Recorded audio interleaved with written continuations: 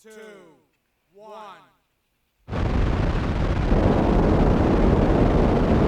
Hi guys, I'm Grayson and this is my CS50x final project, interactive rocket trajectory and orbit simulation. So to start, I'll show you guys exactly what I've done so far.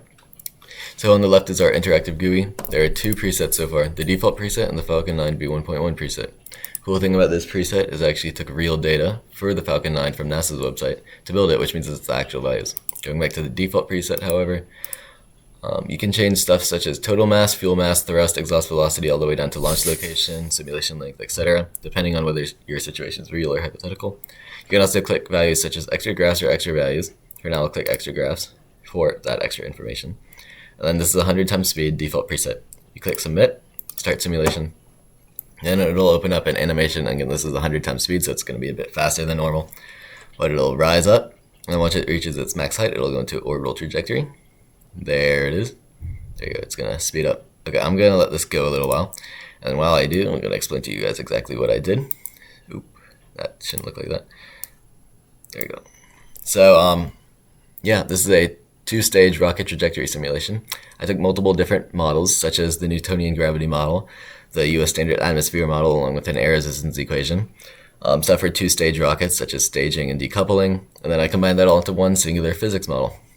And, okay, so this is actually going to go for a while. It's a 25,000 long second simulation. So even going 100 times speed, it's going to take 250 seconds. So I'm just going to end it. But that's its final trajectory. If I zoom in, cool thing is because of that very minimal, but still definitely exists, air resistance up in space. Once I zoom in a lot, you're going to see it slowly goes back toward Earth. So that's its first, that's its second. Anyway, these graphs.